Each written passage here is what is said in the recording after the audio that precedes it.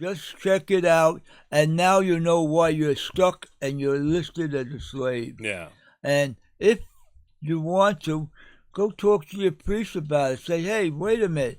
Does the Catholic Church own my soul, my children, my house, everything? Do you think the priest is actually going to say yes to anybody? No, I think he's going to ask you to leave the church. What would you do if someone asked you that question? If I was a priest, I'd call the men in white coats to come pick him up. That's what I would do. I'd be like, what the fuck are you talking about? Well, like I said, what I presented to you is history, and check it out, it's the truth. And that's all I could say.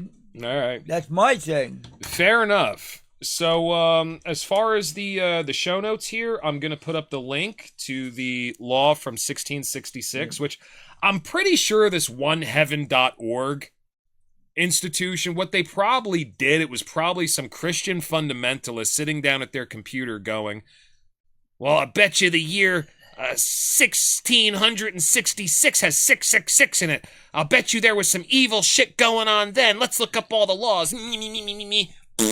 Smelling their own farts, looking it up, and what's this? Cestui qui that doesn't sound too good. Ooh, I'm gonna put that up. But anyway, enough of that. I'll put up the link to the law and the canon documents, and if I remember correctly, I don't think there were penises on that one, so you'll be okay.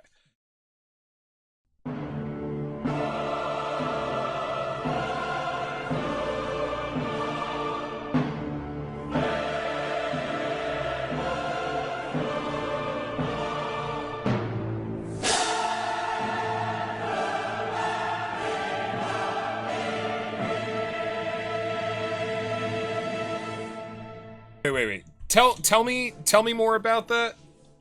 Yeah, the Russian Russian woodchuck is out there going chip, chip, chip, chip, chip. Now, this is but describe to me more accurately what this actually sounds like, because I can hear the same fucking thing. And I started noticing this when I was living in Philadelphia, and if I don't have any music on and the TV's off and all that good stuff, it sounds like... Humming? No, it sounds like Morse code. Yeah, it's overactive, the smart meter, putting the pulses and bringing the frequency up. That's what a Russian chip is. So this Morse code sound that I'm hearing, you're saying that this is the smart meters? Yeah, it comes off the smart meter. It's fucking crazy. They overload it about 2, 3 in the morning, and it goes blip, blip, blip. So and then it goes blip, blip, blip, blip, blip, blip. When I hear it, it's like do do do do do do. Yeah, that's like the radio signals off a submarine. They go so fast. You go below channel 1 on the CB radio, about 20 kcs, and that's what you get. That's the military channel. Well, dude, I mean, I'm not ashamed to admit that I got a little shit hammered one night when I was in my apartment in Philadelphia, and I tried writing down the signal and trying to interpret it as Morse code, and I didn't get anything, but I was obsessed with it. For one night, I spent like 2.5 hours writing down the chirps, like dash, dash, dot, dash, right. And trying to interpret it as Morse code, and I didn't get anything out of it. It's not Morse code, it's high-speed frequency signals. That's what they are. It's weird, though, man. I can hear it as plain as day, and if I remember correctly, I had somebody over my apartment. I think it might have been Talking Head I had over my apartment at some point, and I was like trying to point it out to him. I was like, just listen, it sounds like Morse code. Do you hear it? Think it was him, or it might have been a girl. I don't know. He kind of looks like a girl sometimes. Like a backfeed on the electrical thing. Yeah. Like if you take my hearing aids and you hear them whistling out there. Yeah. You could hear it. Oh yeah, I can hear it. Yeah. When you're charging up your hearing aids and they're too close together, oh my god, dude, it's like screeching through the compound. It's amazing you can't hear it. It's really wild.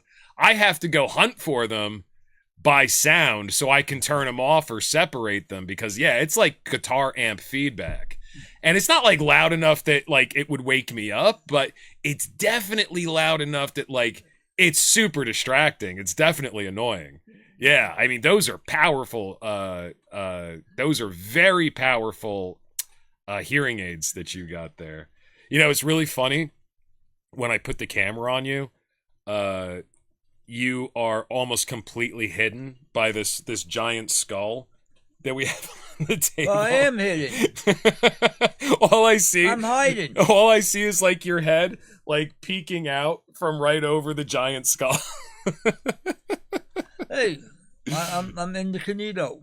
I'm not there. I'm in the Twilight Zone. Incognito. The Limbo Zone. Hiding behind a giant skull. So, I'm hiding behind the skull. Yeah, this is kind of like our new character. We have like this giant Anunnaki styrofoam That's my skull monster. here. That's your monster? That's my monster. Did you name him yet? No, we ain't going to name him yet. We're not going to name him I want to get yet? him the rest of the body. That's going to be fun putting You them got together. me. You got me hands, didn't you? Like you have giant hands to go with it. But I think they have stakes on the bottom, so I got to cut the stakes off so we can figure out what to do with them. I think it's like the Halloween hands that you're supposed to have like the giant skull on the ground, like that big giant rat. and then you put the hands like you stake him into the ground, so it looks like he's reaching like out of the ground. Big inflatable rat they use during union meetings when they have protests. Ever see that rat? Yeah, I've seen those. That rat's 14 foot tall. Yeah, I've not only seen those in real life, not so much in real life, but I remember it very succinctly from an episode of The Sopranos where he's doing like a union thing. You remember that episode? He's got the black preacher guy that he's working with to do the union busting and all that. That was a good episode, man. Ooh, and there's the thunder.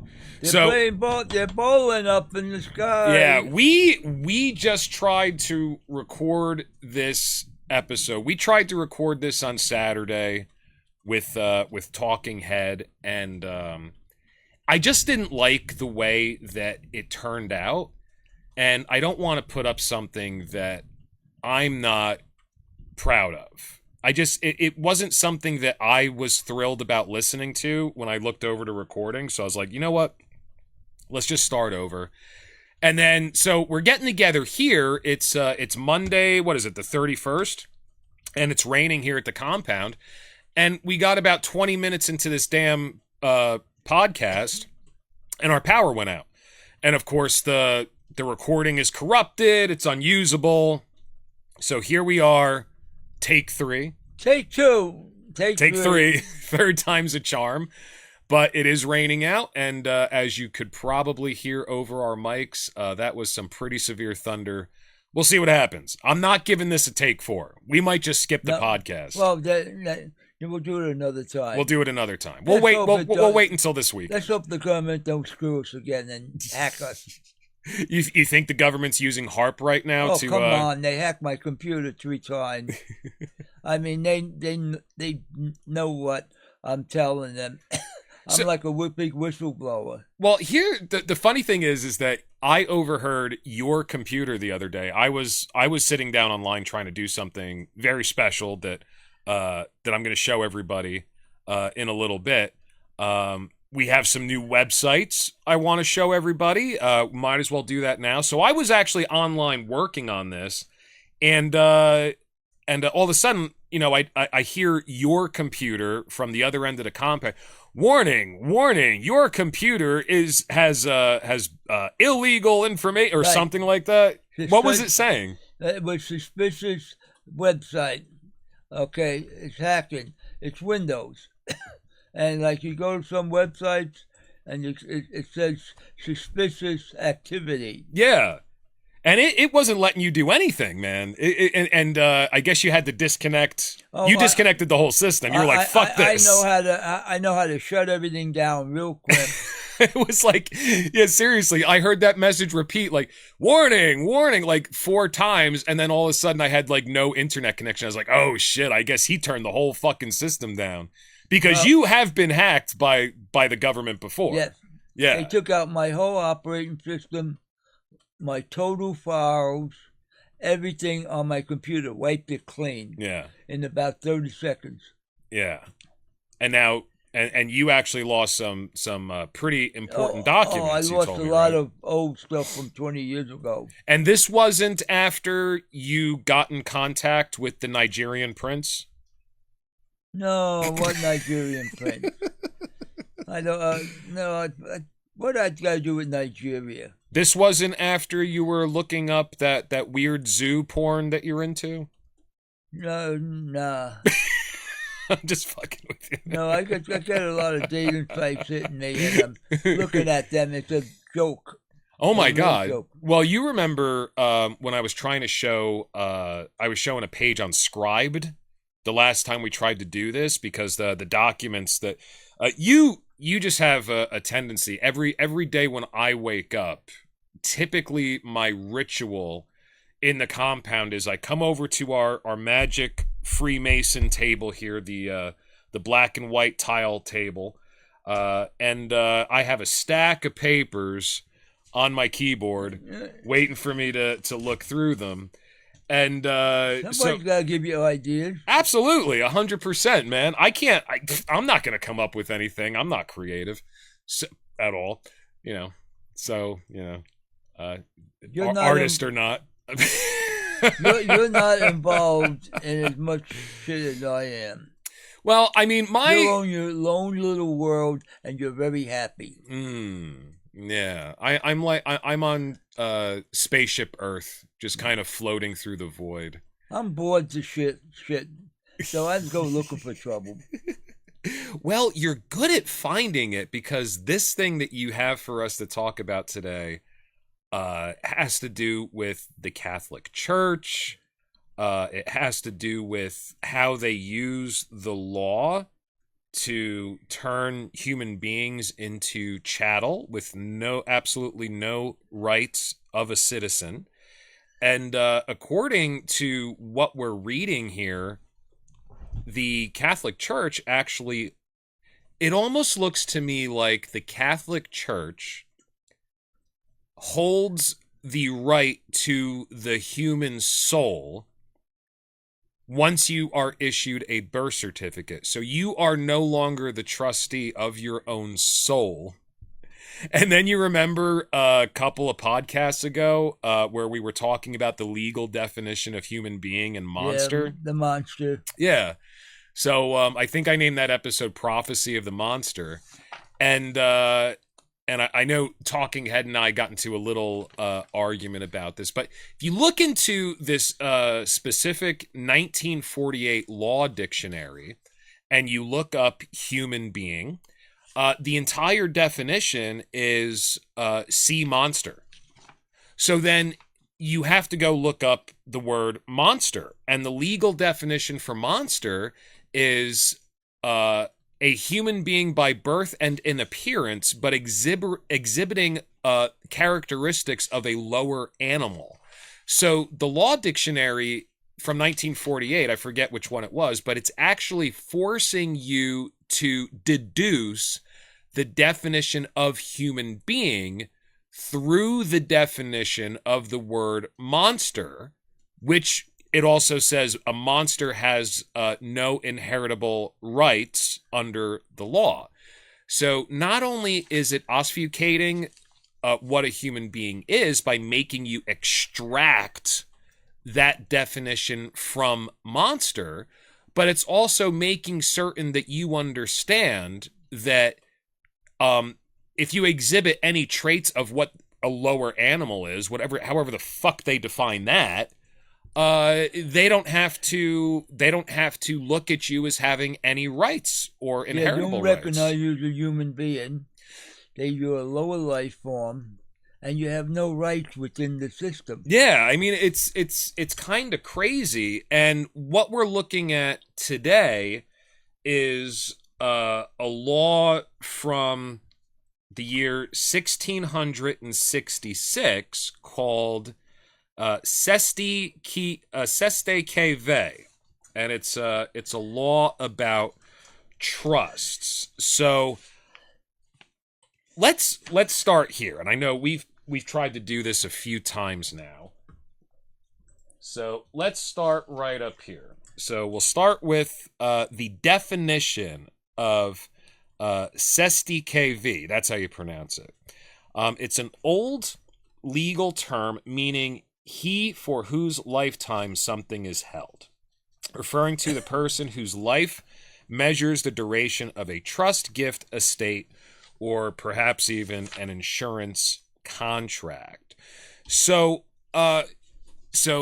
the funny thing is, first of all, I brought up a lot of these documents online the first time we tried to record this podcast so that I could show it on the screen while we were recording. And it was one of the documents was through a website called Scribed, and I'm pretty sure that's the one that had the penises all over. It was just like advertisements for like penis enlargement pills and ED medication. So the whole time we're scrolling through, or maybe that wasn't Scribed. Maybe that was the Anunnaki movie that we were trying to look up. I don't remember, but there were penises all over the place, man. It's starting to piss me off. It's like, God damn it, I don't want to be looking at pictures of penises. I'm trying to do serious work here. But it looks like this law is specifically about the fact that you have to prove that you're alive so that the leaseholder of any issued property isn't put in a position where they don't know whether you're still around or not, and they have to figure out what to do with the property that was granted to you. So why don't you tell me what your understanding of this law is and what this organization that we'll get into in a little bit, what's the point they're trying to make? My understanding of this law, it was established by the Vatican, the Roman Catholic Church, to settle disagreements between kingdoms, and because they were the central bank that lent money to the king and queen, and when they owed the money, they wanted to collect. So they made the people chattel for the money, and the king and queens gave up all their sovereign citizens to the Vatican as the payment to the trust, which is the birth certificate.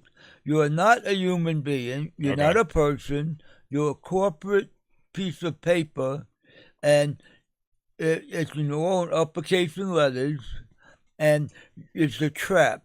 Okay. Now, if you try to fight it and say, I am not this corporate citizen, I am so-and-so, my name is Dennis Houdahan of the House of Houdahan. That was good recovery. Good job. I am not that Dennis Houdahan that's on the birth certificate in the upper capital letters. Right. Now, you declare yourself a natural-born person.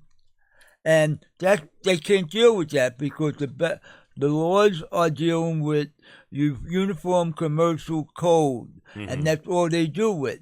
No constitutional law.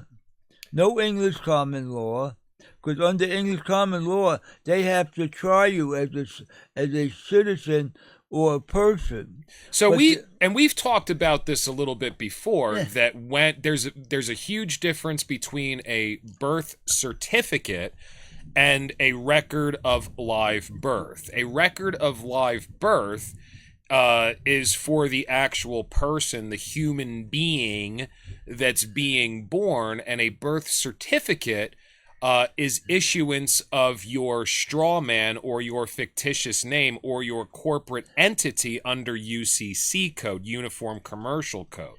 And we've talked about that a little bit on the podcast before. Every time you get a legal or a banking document where your name is spelled out, like on your credit card in all capital letters, that is not addressing you, the human being, under the record of live birth. That is addressing the straw man or corporation that is issued under your birth certificate. So you are, in essence, a corporation once a birth certificate has been issued. And I think we've touched on very lightly that that does allow, apparently, the government to borrow against you because that corporate entity is considered chattel or property of the corporation of the United States. Is that correct? Once you're signed over, they got $1 million bond on you. Right. And that's your value of the bond. And they could put against the debt, against you, against your bond, and take the money out of the bond. And not only that, but it does make you responsible as the debtor for whatever debts are accrued by the corporate entity of the United States. You become the bondsman for those debts. Yeah. You are responsible for paying them back. You are the piece of property that pays the debt. Right. So when I was looking at this Cestui KV thing right here, I mean, and we have to go back into it again a little bit, because when we talked about this on the podcast on Saturday, there's a few things about this that are throwing me off. So I'm not quite convinced, and you're going to have to convince me. So, and first of all, the organization that's putting out this information to me is very questionable, primarily because the organization is so opaque. And we'll get into that. But here is the actual law. And it's been revised, and certain things have been deleted, specifically in 1888 and 1948. And this is from the year 1666, chapter 11, 18, and 19. And it says, whereas diverse lords and manors and others have granted estates by lease for one or more life or lives, or else for years determinable upon one or more life or lives, it hath often happened that such person or persons, or whose life or lives such estates have been granted, have gone beyond the seas, or so absented themselves for many years, that the leasors and reversioners, I don't know how to pronounce that, cannot find out whether such person or persons be alive or dead, by reason whereof such lessors, or blah, blah, blah, have been held out of possession of their tenements for many years. So what this is saying is that the crown was having difficulty with property, like if the crown granted you an estate that was inheritable to your progenitor, and the estate was going to be yours to, as a leasee, to work or live on or whatever, to own the property for the duration of your life, and people were going away and they didn't have any communications. So the crown had no way of knowing if these people were still alive. What do we do with this land? This person hasn't been here for 20 fucking years. He was in his 40s when he left. He might be dead. There are other people that could make better use of this property on our behalf. What do we do with it? And I mean, a lot of this probably had to do with nobility. I mean, when you give somebody a proclamation of nobility, you give them inheritable lands. And I believe, from watching so many episodes of The Tudors on Netflix, when it used to be on Netflix, it was to maintain your nobility. You were granted land so that you didn't have to labor or worry about money. It was for maintenance of your nobility. And it looks like what's happening here is the crown wants to be able to turn that property over to somebody else if you are absent and they have absolutely no proof that you're alive for a period of 7 years. Am I reading this correctly? That's what it is? Right. 7 years they could declare you dead. Right. And then the court from the Vatican decides what happens to it. Now, and it's like the Charter of the United States. When William Penn got a charter for Pennsylvania, and he got a charter from the King of England to own Pennsylvania. But did he actually own Pennsylvania? No, the American Indians were there. And they screwed the American Indians because they didn't have the mentality or the legalese to declare the land, because they didn't understand that. Well, not only that, they didn't have a flag. If you don't have a flag, you can't own land. Right. Well, the King of England declared he owned the United States. Well, dude, did you know also, I want to point out that I am related by marriage to the progeny of William Penn? Okay, Kay. Direct descendant. What does that do for you? Absolutely nothing. I just thought it was interesting. Yeah. You know, So my cousin is William Penn. His father is William Penn. His father is William Penn. It actually goes back to the William Penn that was entrusted with the colony of Pennsylvania. yeah, my sister tracked us down to Prince. What was it? Not Prince Charles, but the Nottingham, the sheriff of Nottingham, Yeah. Prince John. Oh yeah. Back in 1650 something. Well, I heard the sheriff of Nottingham was a real piece of shit. And they don't do a damn thing for me. No, well, I mean, this doesn't do anything for me specifically anyway because it's not actually my blood; it's by marriage. But I just thought it was interesting to bring up. But I mean, when I'm looking at this, it also does say that, you know, if after your estate has been granted to another leasee and you are proven to be alive, you will be re-granted that estate, and any due income plus interest will be granted to you once you establish that you're alive. So, in my opinion, it seems to be a very fair law that addresses a very real problem that the crown and the aristocracy had at that point. I mean, it makes sense to me, is what I'm saying. Or it's the establishment or the elite on the land grab. Well, and that's the point that this organization is making. And after the actual law, Cestui KV, that they just have from, you know, the UK law, they just print it out, or they have it up on their website.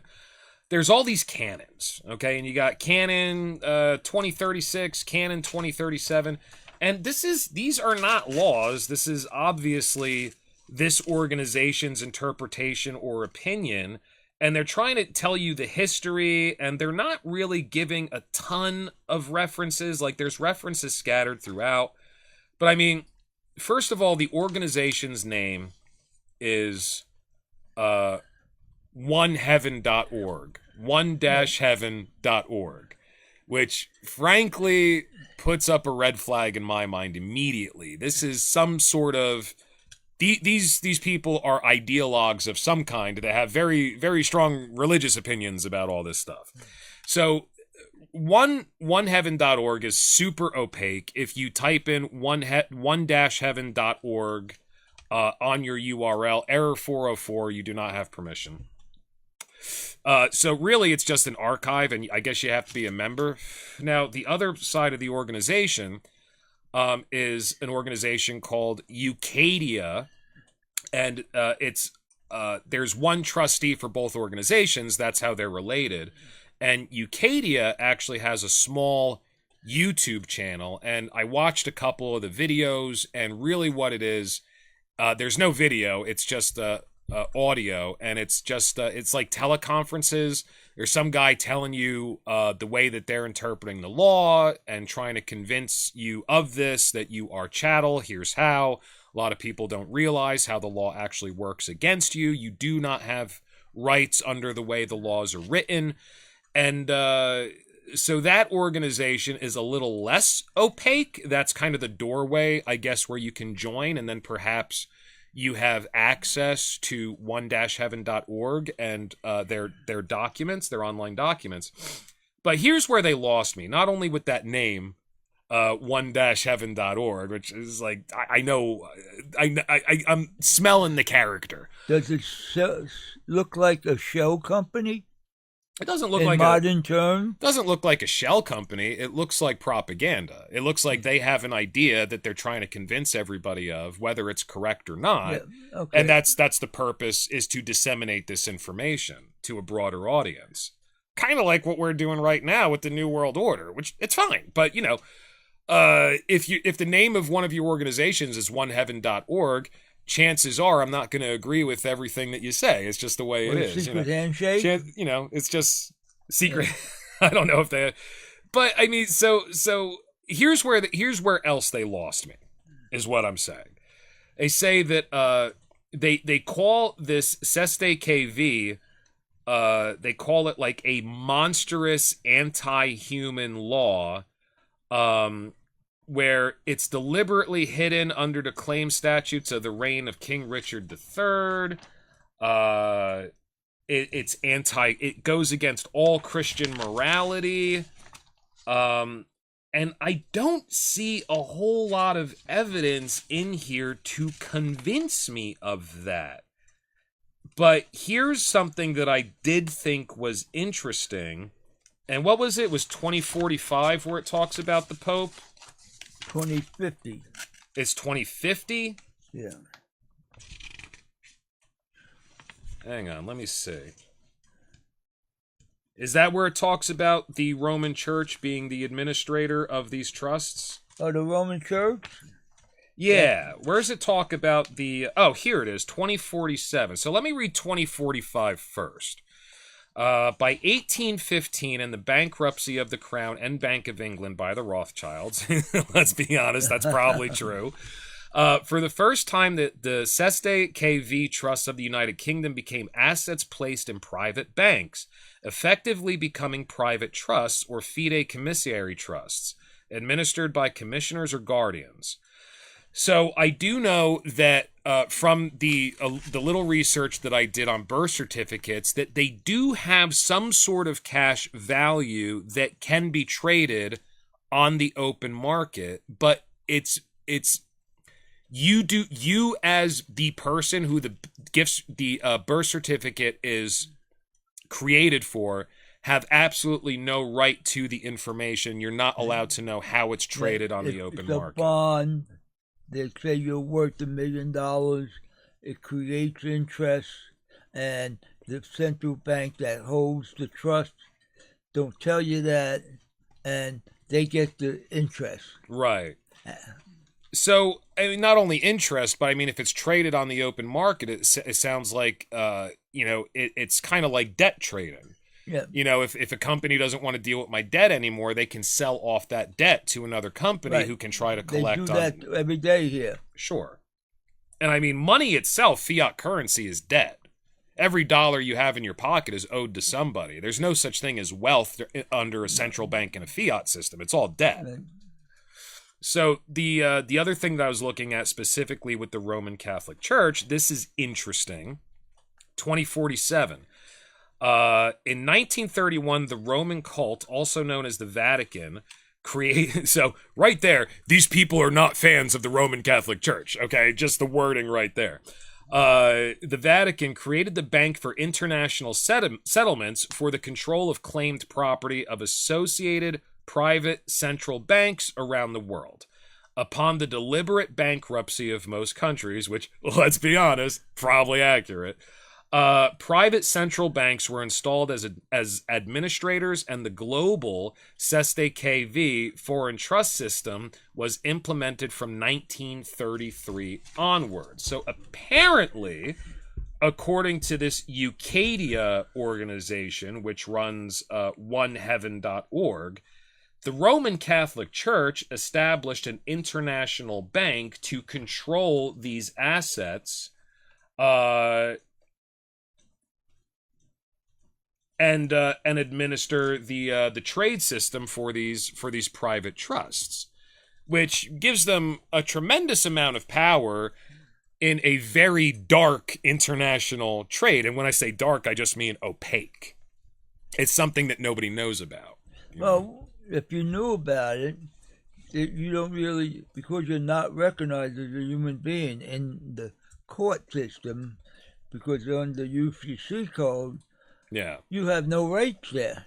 Well, and what's the thing that I was reading about the footprints being put on the birth certificates, and that's back to an ancient Roman tradition for slaves. Yes. Where they would put the footprints of the child onto a bond certificate, so that the Roman government would have a record of this individual as a slave of Rome. They do that with the sole of your foot when they put it there. Right. And a drop of blood.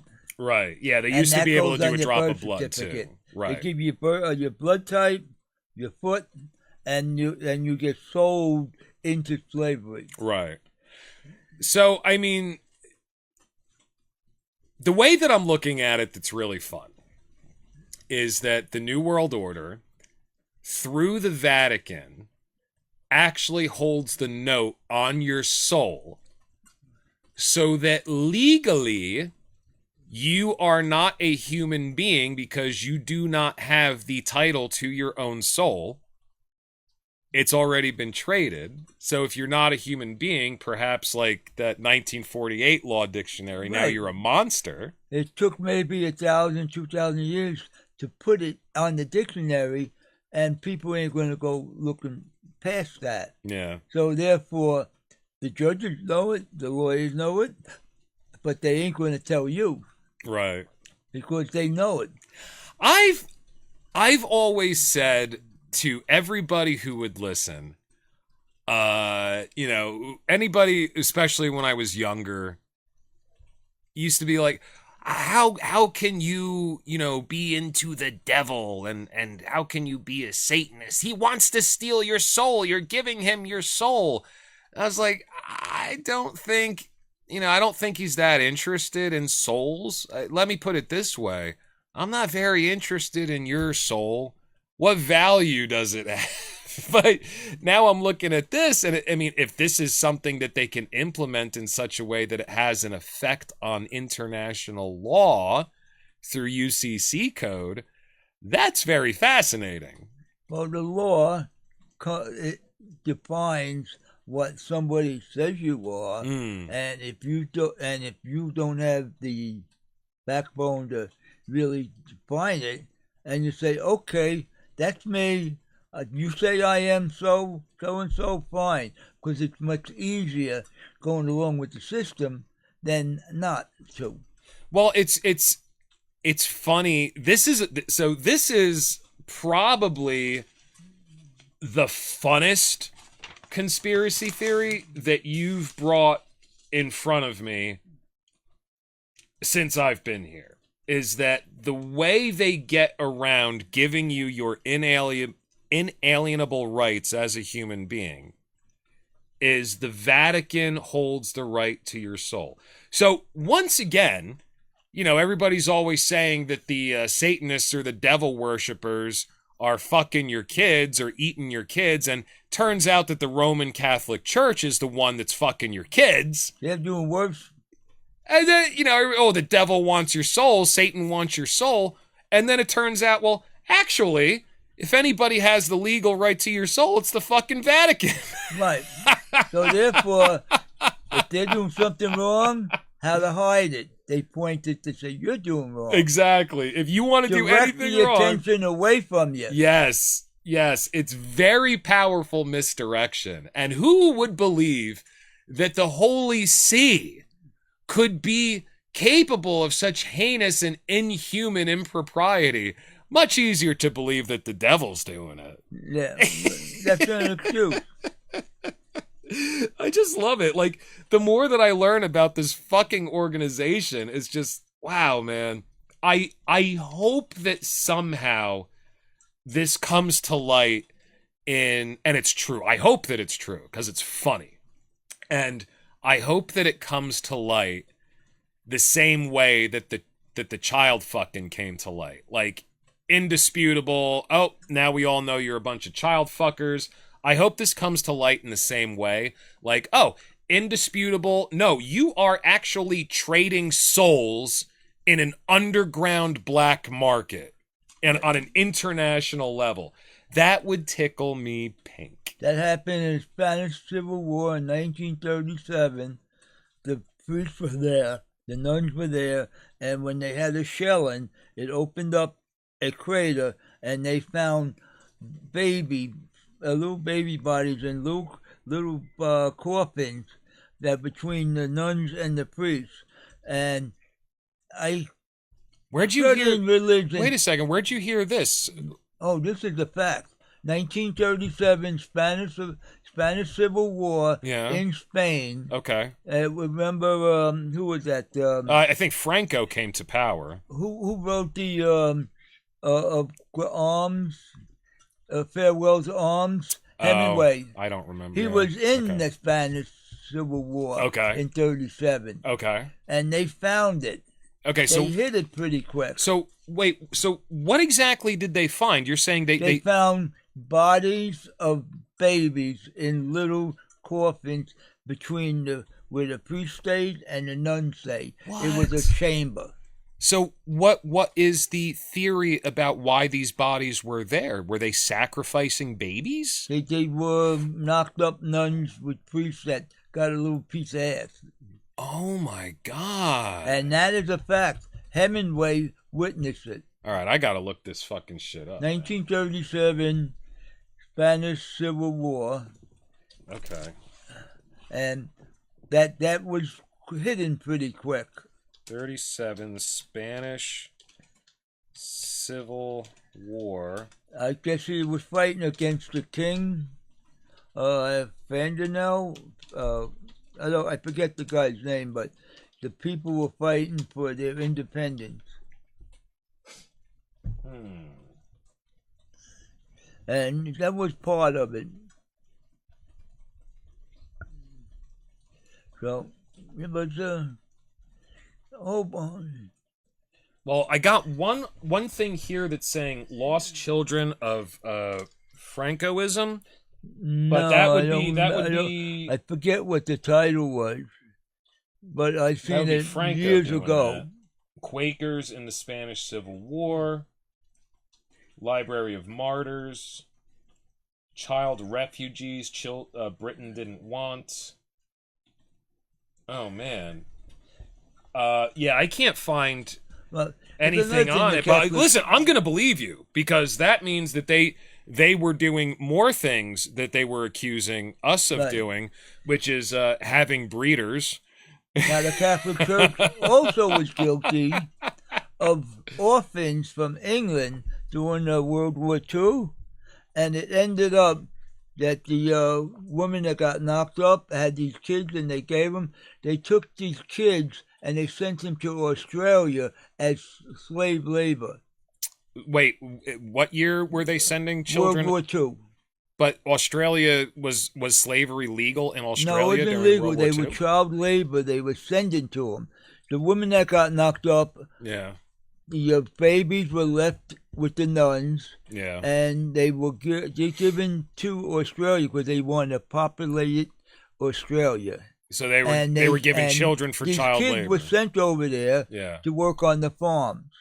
40 years later, they find out they have a mother in England. They said they were told their mothers died during a bombing of London. Okay, Jesus Christ. They did that also in 1850, 1870 in Canada.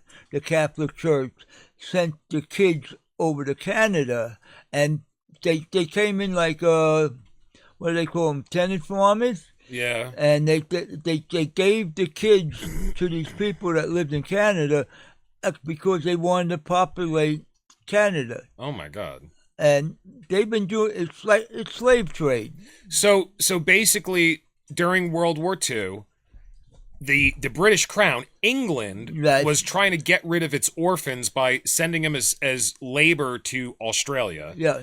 And the Catholic Church was dealing the issue. They were the go-between. They got bad. So it's basically just human trafficking. Just like they're not necessarily slaves, but they're being sent away to work. We had the same thing in this country about 1870, and they sent children into the Midwest. Again, they were trading children off for labor. I'd rather have an adult doing my labor. Why kids? Yeah. I mean, why children specifically? Let's go back to the Crusades, the Children's Army. Oh my God! Well, that's fucked up, and that is true. So here's my opinion on the Holy See, and really Christianity in general. So this is historical fact. There was a pope, and I think his name might have been Innocent, which is just lovely and ironic. One of the Pope Innocents, I believe, kept losing. They kept losing the crusade. So this one pope decided to send over a children's army to the Holy Land, and he convinced people to dedicate their children to this army, to this crusade, to go take the Holy Land by saying that the innocence of children, that the Spirit of Jesus is evident in the innocence of the children. The innocence of the children will turn the Muslim infidels over to the heart of Christ. So he gets together thousands and thousands of little kids. I think they were marching without weapons, too. You know, they didn't even have anything. No, they were supposed to go from the ships from Sicily to Arabia, but they were actually sold into slavery. Yeah. Oh, yeah. No, as soon as they got to the Holy Land, the Muslims were like, oh, sweet, thank you very much. And they took them all as slaves and fuck toys and, you know, bought, sold, and traded them and did whatever the fuck they wanted with them. I mean,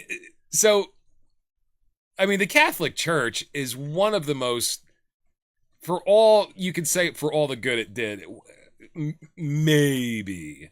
Like, it kept literacy alive through the dark. Maybe. I mean, it's a weak point. Especially considering they really didn't want most of the population to be literate, and that's why they didn't want to translate their masses into the common tongue, and they wanted to keep everything esoteric. They wanted to hoard power through hoarding knowledge. So maybe they did some good. But holy shit, overall, what a despicable fucking institution. You watched the movie Thorns, Games of Thrones? Yeah. Did you read in between the line between the girls and the boys and how horny those English kings were? No, well, they're not English. I mean, it's all fantasy, but what are you saying? But they went both ways, and they had that one prince that slept with two other guys. Oh yeah, they're all gay and bisexual. Actually, I think South Park made a joke about the director just loving the show Flaccid Penis, you know, as much as he could. So, so what do you got to say about the elite? They're screwed up in the head. Well, hang on a second. I'm sitting right here, motherfucker. If you want to talk shit about me, might as well wait till I get out of the room, all right? Yeah. All right? I'm not all that fucked up in the head. I mean, I got some scruples about me. And listen, some of those, you know, hairless girl boys from Thailand are mighty sexy. You know, so it is what it is. You know, we all got our thing. Harry. Bangkok is a wild town. And a lot of educated doctors, lawyers, and dentists, and professional people go there just for go to see a taxi cab driver. What kind of accent we got around here? They say, what do you want, a boy, a girl? Yeah, well, 12-year-old and 9-year-old? That's where I hold a lot of my very important New World Order meetings. Happens to be over in Bangkok. I mean, you know, you get over there and you hold up your New World Order card, and especially me, because I got my Jewish Space Laser Program certificate, Goyim Division. Dude, they want to show you a good time, and they know how to treat you right. You know. Well, after anyone who went in that town, most of the guys back in the Vietnam War, if they take R&R over there, they could tell you some shit that went over there like crazy. Yeah. It was the Wild West. Oh, it's nice. Well, when I was, you know, out on my hiatus from our podcast here doing some New World Order business, trying to steal the power of the sun, I ended up in Bangkok. Yeah, it was pretty cool. We had a meeting there. I mean, we don't always go to Davos.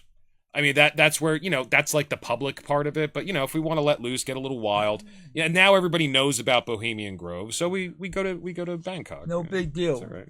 Yeah, it's just fun. We got to point out how history is repeating itself, and on today, the birth certificate has entrapped you into a form of slavery, economic slavery, and that is the cause of where it started. So therefore, it's old news. So this cover sheet here that you printed out for me, and I couldn't find this online, so I'll just try to read it off the sheet. Certificate. And Dictionary of Banking terms for certificate is paper establishing an ownership claim. The birth certificate that has the footprints of the baby on it, that actually goes back to an ancient Roman law where they would, you know, if they did that with a baby that was born of a slave, so that the Roman government had a record of the baby being born as a slave of the state of Rome. So and you know, it's funny, the more I talk to you, the more I really start to realize that law has DNA. You know what I mean? It's kind of like, you know, I'm a human being, as far as everybody knows. You know, that's changing slowly but surely. The more adrenochrome that I take in. But I'm a human being. However, I think 98% of my DNA I share with chimps. And so do you. And then I'm pretty sure this number's accurate. Almost 50% of my DNA I share with a banana. So, I mean, it's, you know, just because you're one thing doesn't mean you're not similar to other things. And I think, I'd rather be a silverback gorilla. well, you're not. So it's tough shit. I mean, you can identify as whatever you want and go get some plastic surgery to look like one, but it doesn't Can change. the government recognize that? Yeah, well, we have to wait for a Democrat to take office again. Then you'll have a better chance of, I identify as a silverback gorilla. You could probably get away with it at that point.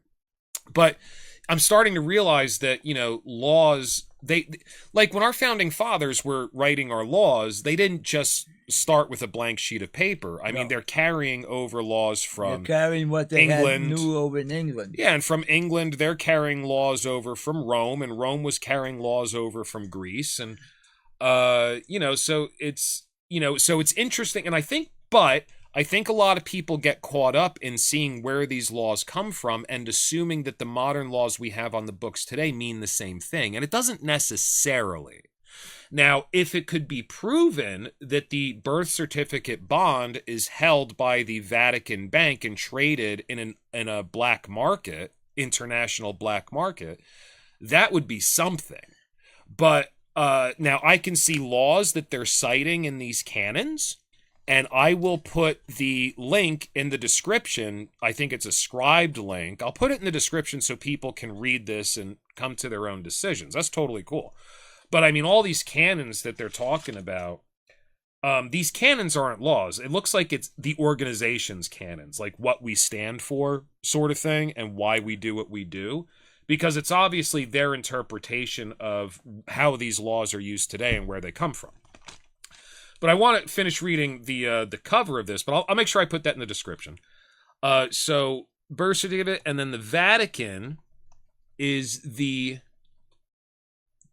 certificate holder, and a vat means a large open vessel for holding and storing liquids, just like the sole of a foot can be spelled a different way to mean soul. Christians always do this, man. This I think is very funny.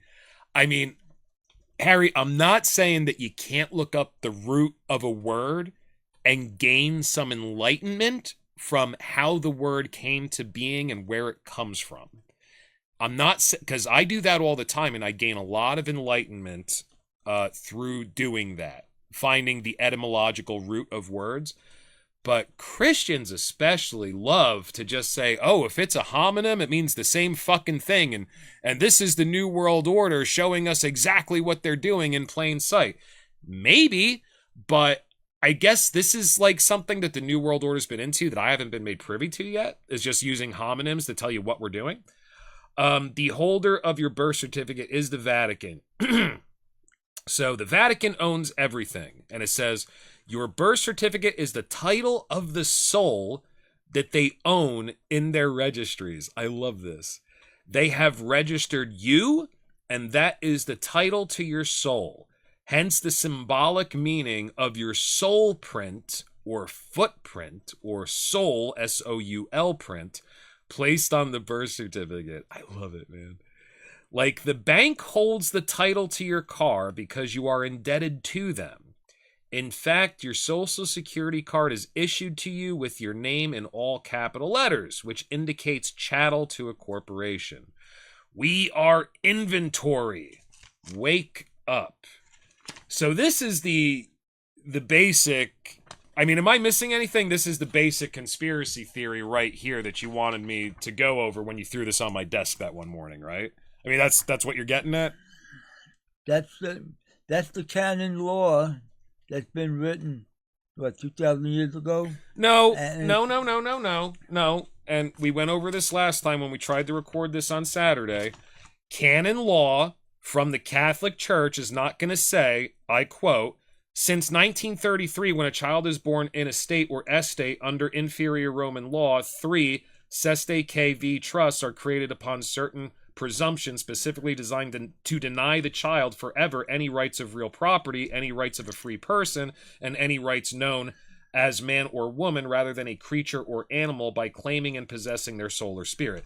That's not the way. That's not the way the Holy See. That's what FDR did. That's not the way the Holy See writes Right. laws. So my point again to you, Harry, once again, is Canon 2048. I'm pretty sure that this is established canons for the organization that wrote this, Ucadia. Where did the seed start? It started years ago. They refined it. Mm-hmm. Just like they do with the laws, and they have different law dictionaries, and they keep refining the words, and they play with words. And that's what they do. No, and you know, everybody in the New World Order, we're all very creative, very artistic, very high IQ people, and we love fucking around with symbols, and, you know, the gods are our playthings. We created religion to enslave everybody. So I'm 100% behind the possibility that everything that they're stating in this document is 100% true and correct. They're just not offering much evidence except for a few citations thrown throughout the canons, but they're not quoting canon of the See of Rome. No. That's not what that is. Okay, as long as we're on the same page. But these are the people that got to realize where they are, where it started, and what has become of it. Yeah. It's like baking a cake. You got the egg, the flour, the sugar, the butter, and separately it's nothing. You put it all together, you bake a cake. Yeah. And they're taking create a cake out of it. And organizations like Ucadia and OneHeaven.org, they're taking very disparate pieces of information and very scattered throughout time and space laws and institutions, and they're trying to put the pieces together to figure out what's really going on. And that's called society. Sure. And I mean, the closer that we get to a one world government, the more cohesive those disparate pieces are going to have to become. And we see that happening today with a lot of legal cases, and especially this quasi-socialism that's really being pushed in the United States today. Actually, let me show you a video that I remembered. I kind of wanted to show Talking Head too, but I keep forgetting to show it when he's on the podcast with us. So let me just play a little bit of this for you here. So I don't know if you've ever seen this before or heard of this gentleman before. This gentleman is a former KBG agent. His name is Yuri Bezmenov. And so in this video, basically he's talking about what the Russian program is, what their master plan looks like for taking over the United States. And the strange thing about this is so much of what he's talking about you can see happening today. It's pretty wild. So let's give this a listen for a minute or two. To do, all American mass media has to do is to unplug their bananas from their ears, open up their eyes, and they can see it. There is no mystery. There is nothing to do with espionage. I know that espionage intelligence gathering looks more romantic. It sells more deodorants through the advertising, probably. That's why your Hollywood producers are so crazy about James Bond type you can hear it thrillers. okay, right? But in reality, the main emphasis of the KGB is not in the area of intelligence at all. According to my opinion and opinion of many defectors of my caliber, only about 15% of time, money, and manpower is spent on espionage as such. The other 85% is a slow process which we call either ideological subversion or active measures, активные мероприятия in the language of the KGB, or psychological warfare. What it basically means is to change the perception of reality of every American to such an extent that despite of the abundance of information, no one is able to come to sensible conclusions in the interests of defending themselves, their families, their community, and their country.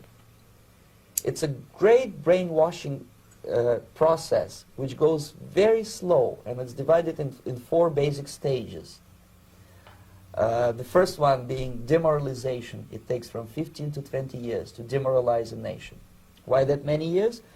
Because this is the minimum number of years which requires to educate 1 generation of students in the country Right. of your enemy, exposed to the ideology of the enemy. In other words, Marxism-Leninism ideology is being pumped into the soft heads of at least 3 generations of American students without being challenged or counterbalanced by the basic values of Americanism, American patriotism. The result you can see.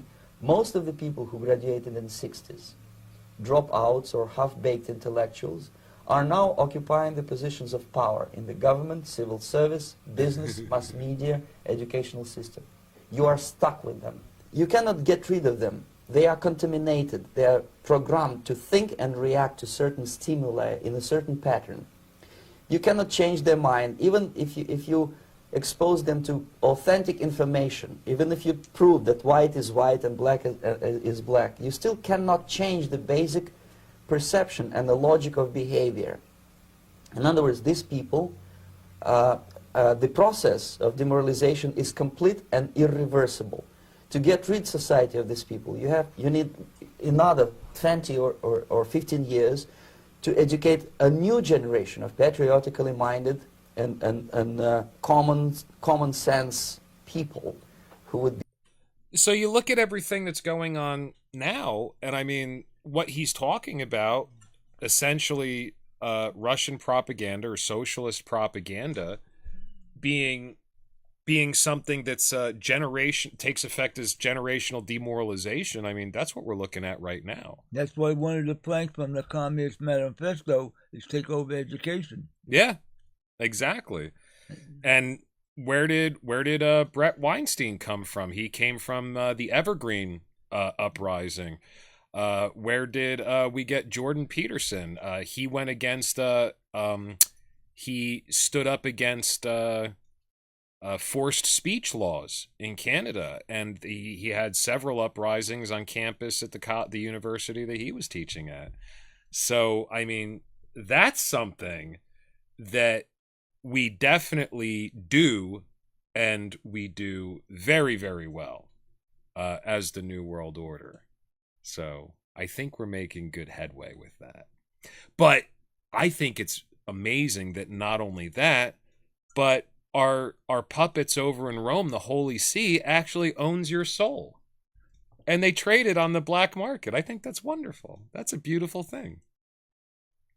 Well, that's why you change people's minds, and if you can't change their mind, you got them. You sent the hook in, and you got them. Now they think that's the way of doing things. That's the way to do things. And it all does sound like a really lovely world for everybody. And it's really attractive. All of your needs, from each according to their ability and for each according to their needs. It's a beautiful thing. It's very attractive. Some people you can't, they become your enemy because they just check things out and they can see through you, but then again, they have a hard life. But they don't have to. You just have to be open to us owning everything, including your soul, and we'll make your life so easy. Why fight, Harry? Why fight? Some people ain't going to fight you. They're just going to go, I give up. Now, most people, that's the case. And thank goodness for that. That makes our job a lot easier. But I can't really think of a lot of valid arguments at this point. I can't think of a lot of valid arguments against a one-world government. I mean, can you think of any? Not the way people think today. That these kids today are really dumb. They're looking for leaders. They have no backbone. 100%. They're perfect sheep. Yeah. I mean, if we had, if everybody would just be like, okay, go ahead and take everything over. We're sick of all the wars. We're sick of all the economic inequality. We're sick of the inequality of opportunity. Let's just homogenize the planet. Let's have a one world government. Let the government give me a job. Let the government give me a house. Yes. Let them give me food that I could live. Yes. Okay. Let me be like everybody else and blend right in. Yes. And let's not stand up at all. No. And be going the spotlight. No. Well, I mean, unless that's your ability, perhaps you happen to be a very entertaining person, or you happen to be a wonderful singer, or you happen to be a really cool hip DJ, then fine, go do that. I mean, we have to give them bread and circuses, so go do that. That's cool. I don't have any problem with people taking the spotlight, but the message has to be on point. The one world government's just a better way to go. I mean, do we really want World War III? You remove all the conflict that they have to have in their life. Absolutely. Or their challenges. Yes. There are no challenges in their life. Everything is laid out for them. Mm-hmm. And they're children. Perpetually. Okay. They're not only children, they're my pets. They're pets. They're my cattle. They're my farm. That you're right. They're my plantation. Yes, and I get to milk them as much as they will allow before it starts to become a scenario of diminishing returns. And we'll figure it out. I mean, there's got to be an algorithm for how much you can get out of people before the more you push, the less you get. You know what I mean? We'll figure it out. I mean, we started with the 8-hour workday, but most people work more than that. Maybe we can get back to 10. And, we got rid of child labor, but, we're trying to bring that back, and we're pretty successful with it. I mean, you can find like 12-year-olds, 10-year-olds working at McDonald's. 12-year-old and 14-year-old kids to get working papers. Yeah. Well, I had my first job when I was 12 years old. And I think the law was I couldn't work for more than 4 hours a day or some bullshit, but that didn't stop me from doing it. I wanted to buy myself a pair of Doc Martens, so you can't stop me. I'm working overtime. They paid me cash. Well, look, it's a trap. It's not. Yes, it is a trap, but it's a better way of life. I mean, if you had a choice between one country going to war with another, and some countries are rich and some countries are poor, or we're just going to take care of everything and all you have to do is go along with the program, and there's not going to be, I mean, there'll be conflict, but there's not going to be a war anymore, per se. And you're not going to have like super rich developed places and super poor underdeveloped places. Everything will start to spread even, and everybody will have the resources that they need. As long as we're in charge, I don't see a fucking problem. I think that's a good trade. I think it's a fair deal. Well, it's just like the fair deal that Trump offered the Ukraine for 52% of their mineral wealth for supporting the war. Right. That's my point. Why have a president? It should just be like the world government. And I'm going to sit here and say, no, first of all, the war would never be. But second of all, I'd be like, hey, Ukraine, you're not making a whole lot of batteries over there, so we're sending all of your lithium ion, we're sending all your lithium and cobalt to over here. It's not even the United States, the former United States, because they're making more batteries over there. Then when they're done with the batteries, we'll ship those to you. And it's cheaper labor over there. I mean, if you're on a one world government, would labor really be cheaper anywhere? I mean, once again, it would be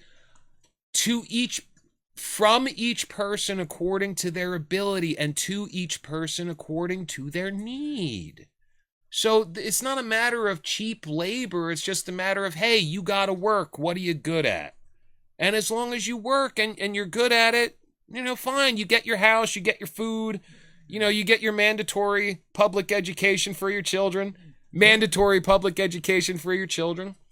So we make sure that they're just as happy as you are. And, it seems like a good deal. Harry, what's wrong with that deal? Why aren't people going for it? I don't go for it because once the cow runs out of milk, it's a slaughterhouse for the cow. When the chicken stops laying the eggs, it ends up in the pot. But isn't it more humane to slaughter the cow once it's outlived its usefulness, rather than allowing it to grow old and feeble and debilitated with disease and forgetfulness and just being a burden upon everybody else? Isn't it better just to put it out of its misery? Isn't that more humane, Harry? That's like the governor of New York letting the old people die with the COVID-19 when they put the COVID people in the old nursing home. Yeah, pretty much. Hey, dude, they have no use. They're 80 years old. What? They can't work no more. They're wasting out Social Security money. That was in New York, wasn't it? That was in New York. Yeah, I forget about that all the time until somebody brings it up. I forget that was fucking insane, dude. That was really, really fucked up. Yeah, who was the governor or the mayor? Cuomo, that's right. Yeah. I forgot about that. Listen, my point is, I mean, if this is accurate, and I have to be read in to this New World Order initiative, if this is accurate, we already own your soul. You are not a human being legally. You are a monster that exhibits some human characteristics. You are a deformed human being. You are chattel. You are already our property. But right now, we have to give everybody the illusion of freedom and choice so you don't get the full benefits that you could get from just being a self-acknowledged slave. Wouldn't it be better, because you already are, so wouldn't it just be better to acknowledge that you are chattel and you are a slave, and then perhaps you could get all the benefits that would come along with that? I don't see why that's a negative thing in people's minds. It seems like a fair trade. Some people just can't follow that program.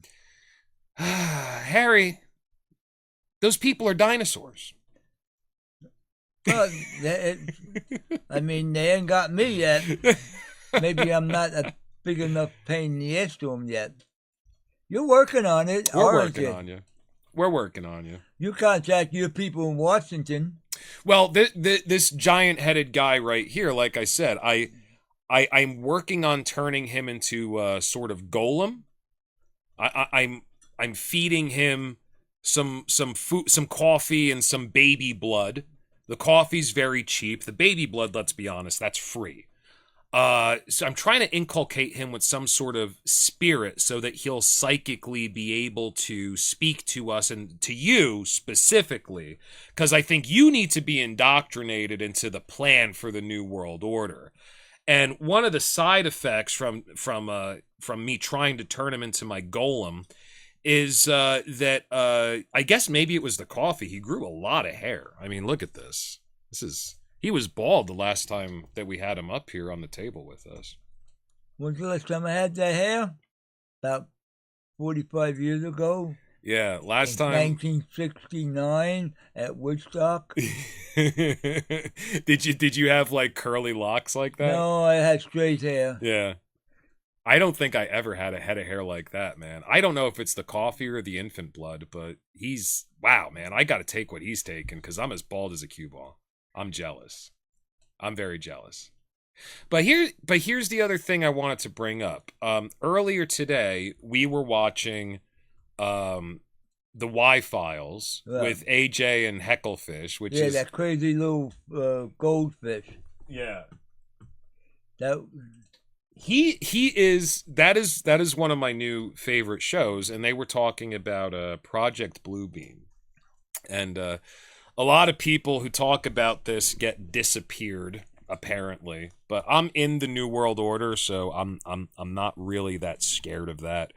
I mean, people aren't going to believe this anyway. I mean, everything that we do is hiding in plain sight, so it really doesn't matter. I mean, you know, and it's like we talked about with Oil Storm. I mean, that was preemptive propaganda. We have a fake documentary that comes out in June of 2005. It tells you exactly what's going to happen. And like, if you're just watching it, you think that it's fucking real. It's a documentary about a giant hurricane hitting the Gulf Coast, destroying America's oil production and refinement capability, gas prices going through the roof, and all of the social chaos and economic chaos that happens after the fact. And then what happens is 2 months later, in late August, Hurricane Katrina hits the Gulf Coast, and gas prices go through the roof. And, you know, I mean, proof of weather control, obviously. But, I mean, but Harry, nobody put 2 and 2 together. They were like, weather control, that's crazy. Nobody's hackle got raised on that. Yeah. So what we do here at the New World Order is we tell you what we're going to do, and then we do it, and then we finish off by telling you what we just did. Okay?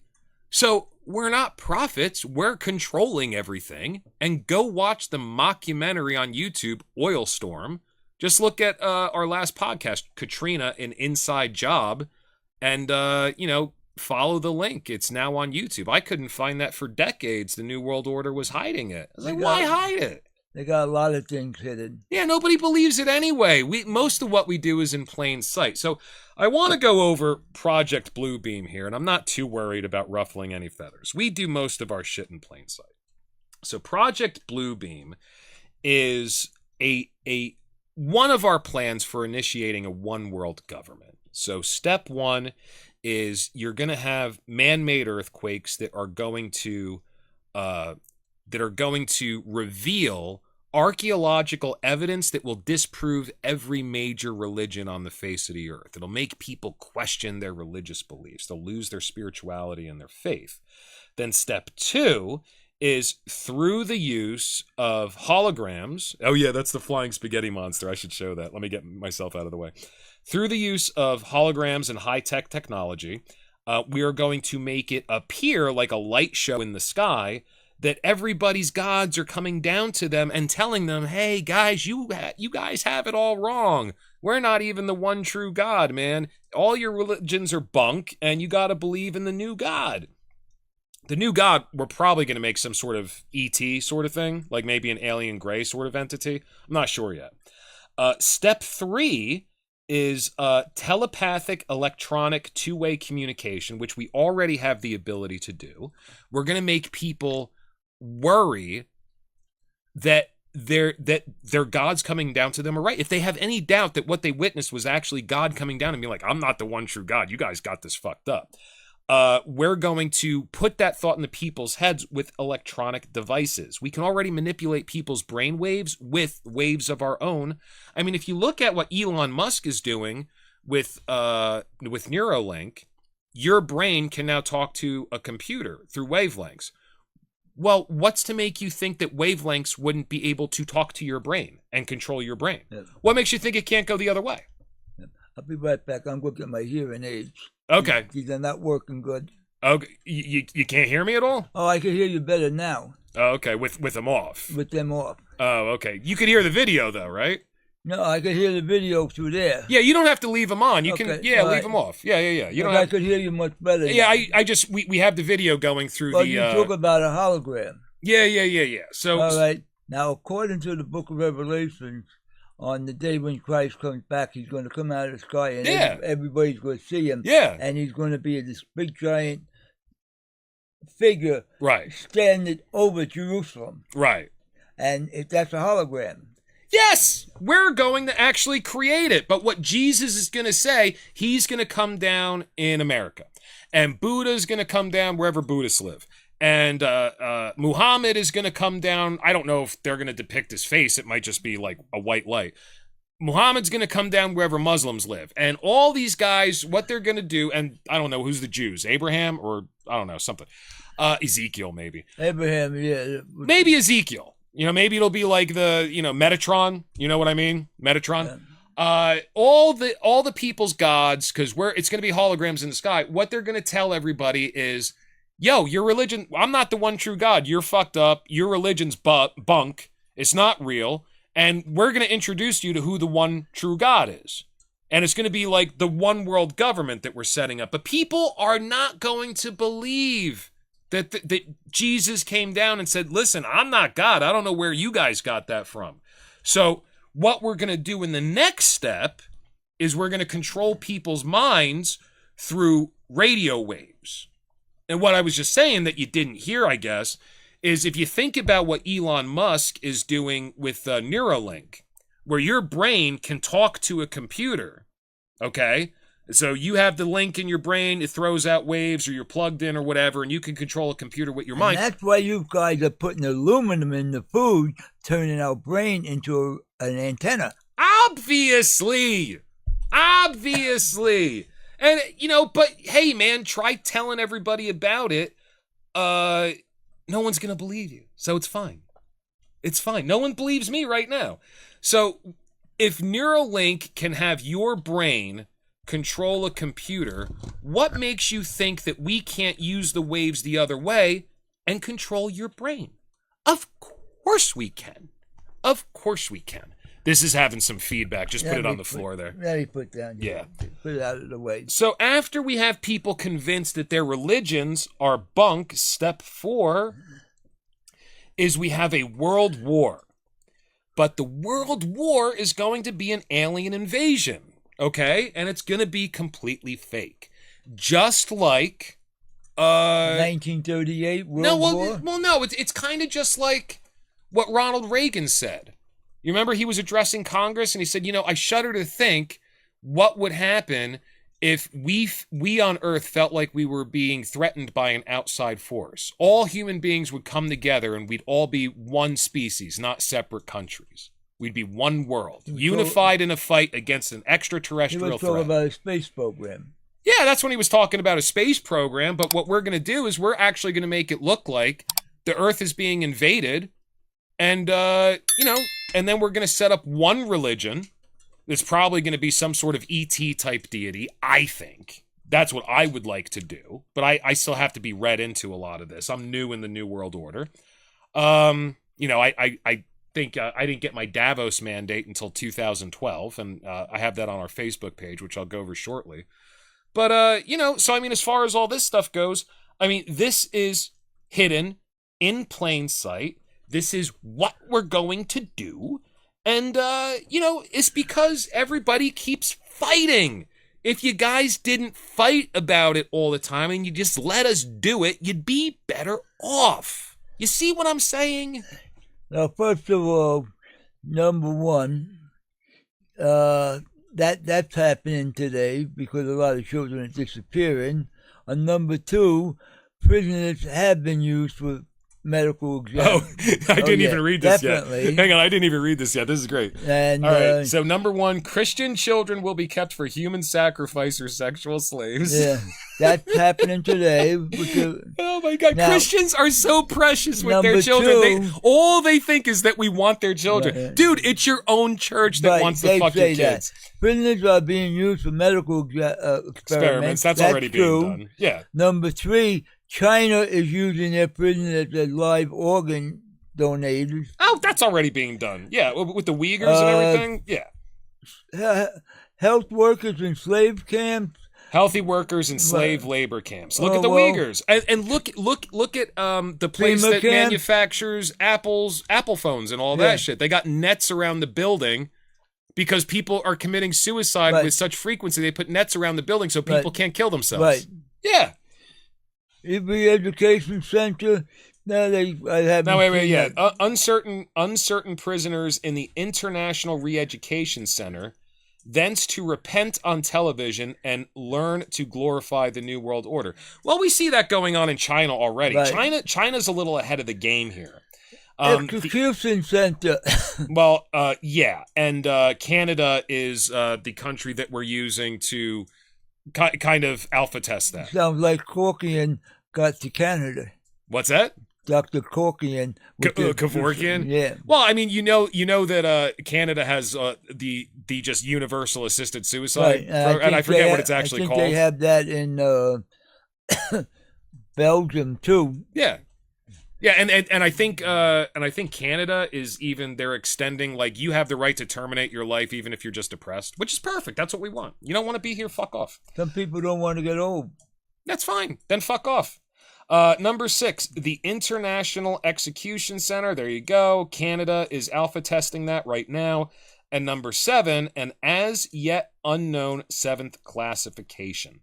So where do I fit in this picture? Well, you fit in this picture that you're going to help me establish the one world religion. So that's what I talked to our leadership, and that's really where I want to focus my energy.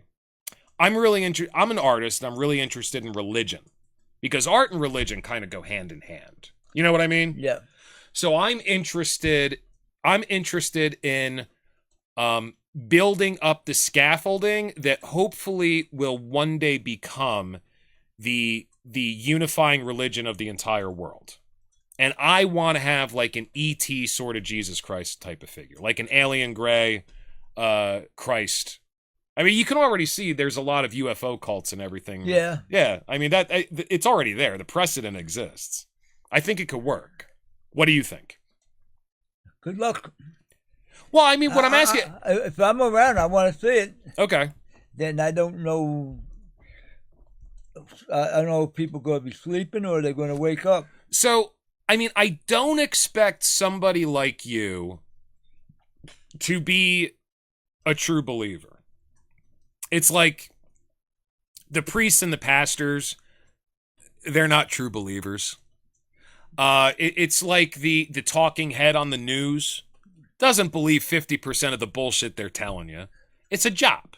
Right. It's so a job. I don't expect you to be a true believer in the alien Christ that I'm going to create, because you're already in the New World Order. You're like my partner. You're with me. All right? You're good. You're good. Or maybe we're positive and a negative. The yin and the yang. I think you're a positive influence. Yeah. And I think that, you know, well, first of all, we were talking about this the other night, that, you know, you asked me the question, did I win the game? And I was like, well, no, but you did exactly what you wanted to do. You completely removed yourself from the game. When you beat the IRS in open court, you didn't win the game. You removed yourself from the game. You're no longer on the board, motherfucker. And that's what you wanted. So when you say, did I win the game? What I'm hearing in my head is, did I accomplish my goal? Definitely. Did you win the game? There's no more game. You know, you're out of the game. So, I mean, I think the positive influence that you have on me is you're not in the game. So I can bounce ideas off you, and you got no skin in the game whatsoever. So you can give me an honest accounting of what you think my ideas will produce.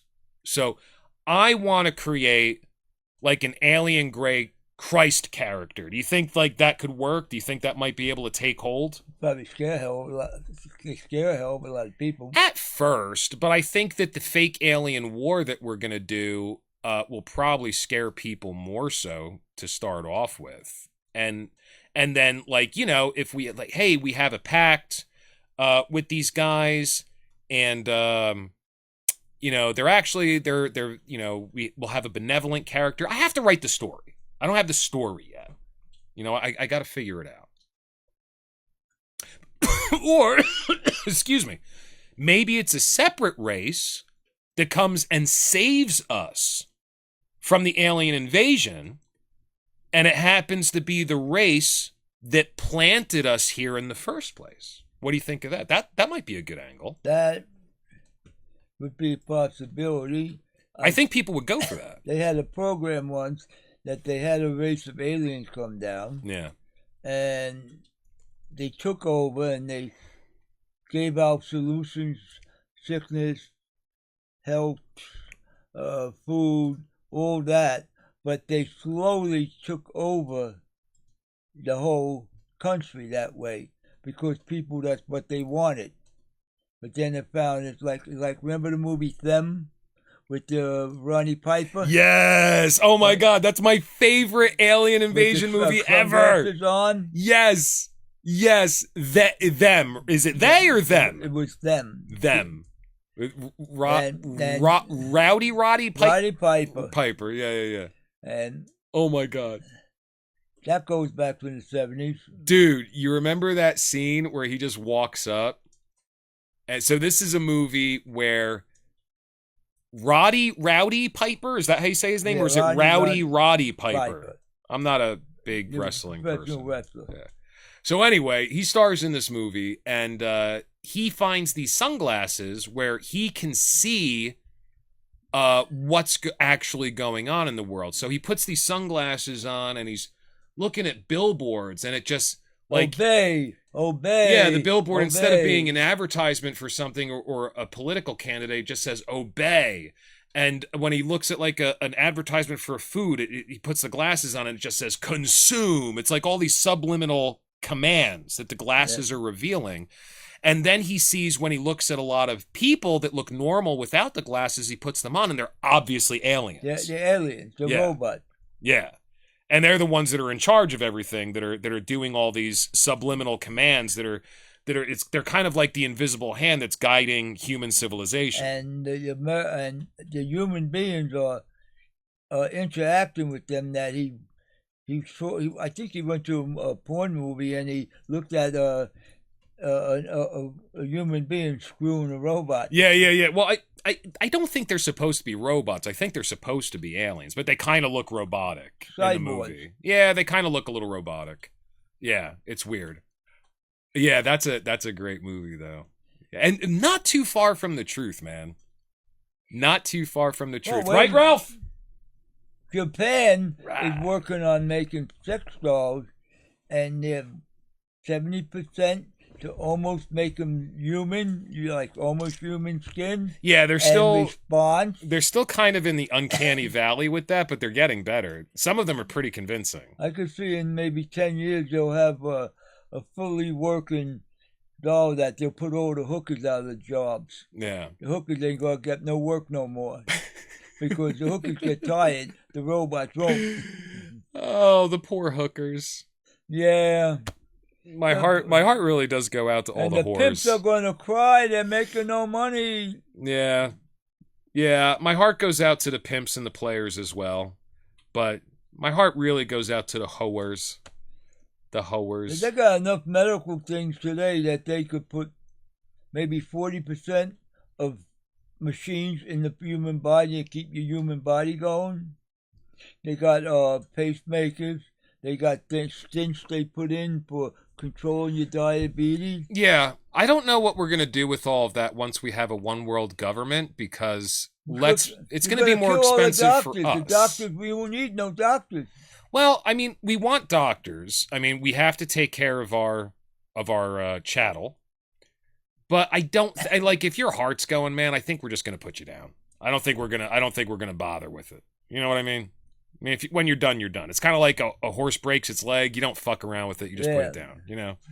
Yeah. One of our human chattel breaks their legs, we'll work with that. But I mean, if like your organs are failing and shit, like it's time to go. No, I don't think how we're much is your heart worth? How much is your liver worth? How much is your bladder worth? Yeah, but we're not going to look at it that way. I mean, because if I'm dying, if my heart's starting to go, I can just have one. Yeah. You know? Take your pick. Yeah, so it doesn't really matter. I could just have one. Be like, you look like you're strong and healthy. I'm going to need you in the lab for some extra work today. And he'll say, yes, sir. We're going to have an accident. Yeah. And then they're going to say you could declare yourself dead. And they're going to say, well, he's an organ donor, and I need a heart, so I'm going to take his heart. Well, I think everybody's an organ donor at that point. I don't think you're going to have a choice.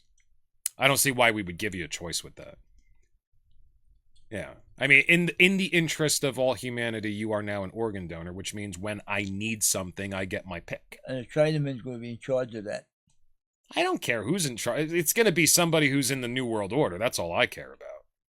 Yeah.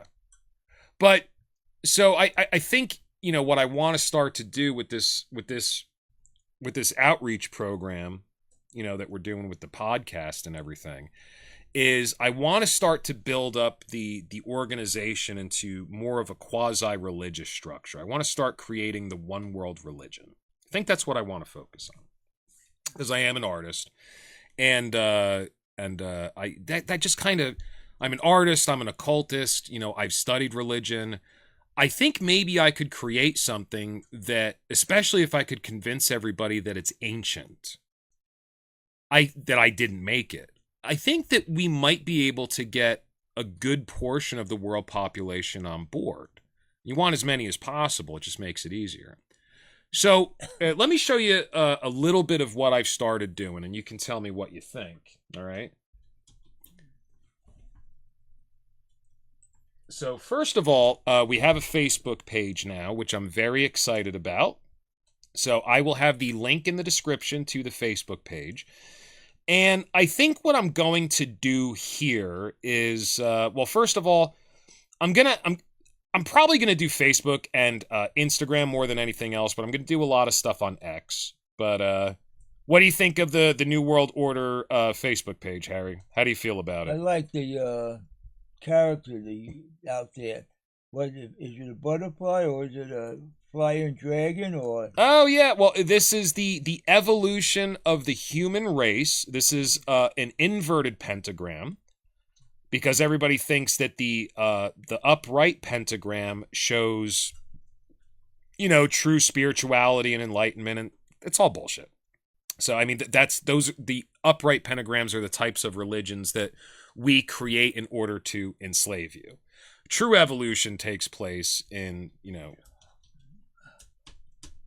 Oh no, my scenes are stuck. There you go.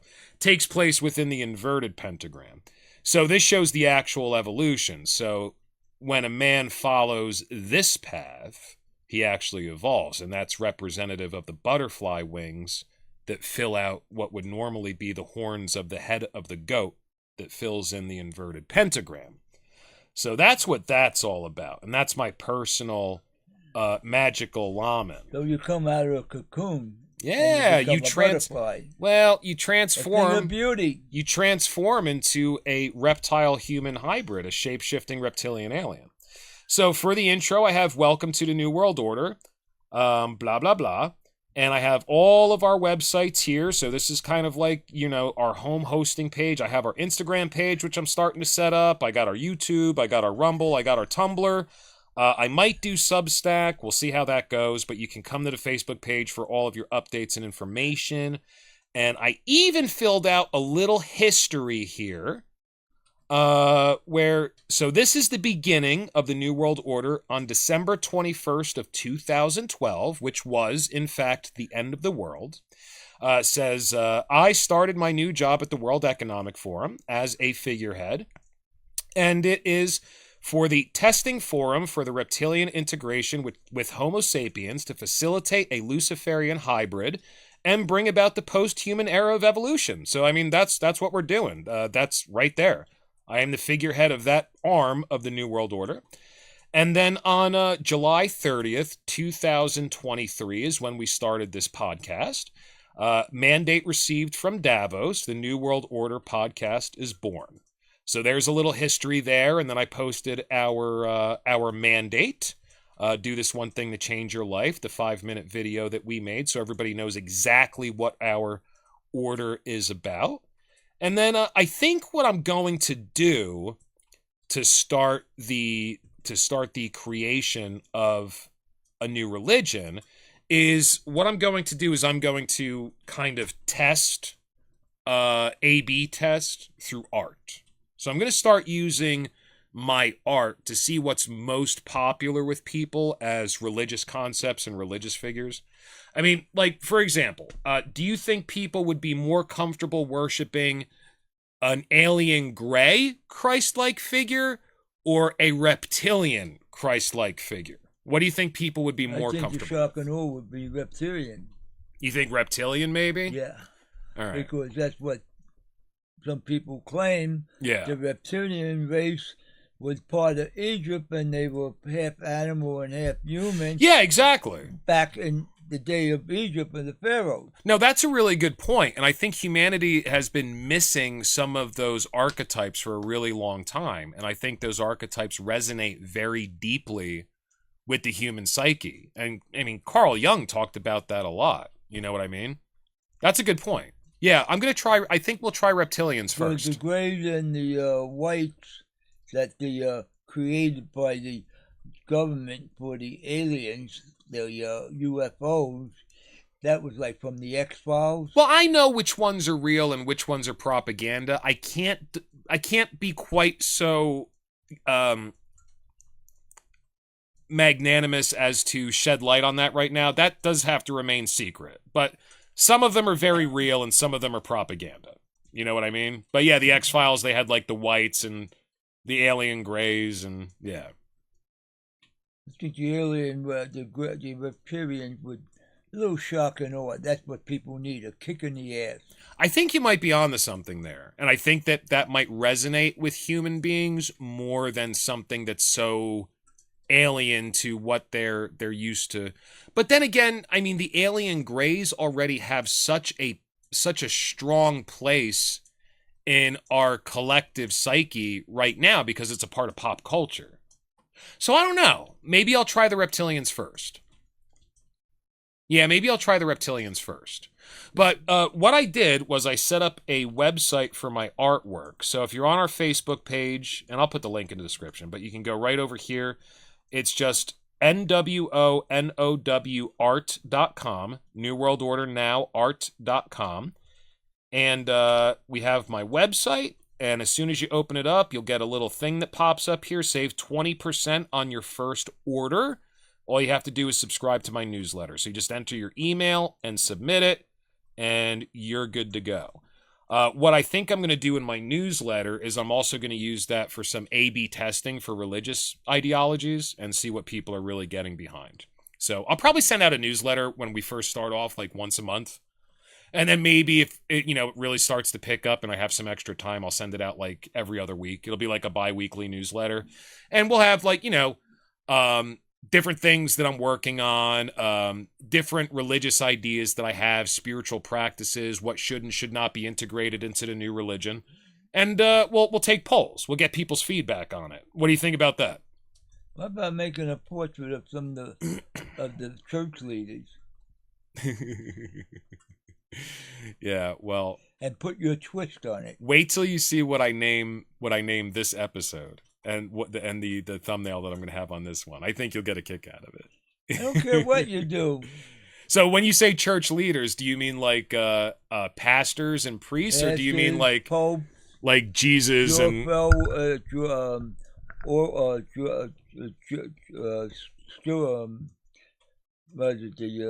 Jimmy Swaggart? Yeah. Osteen. I was thinking I might have more fun just fucking around with iconography, like Jesus Christ, Buddha,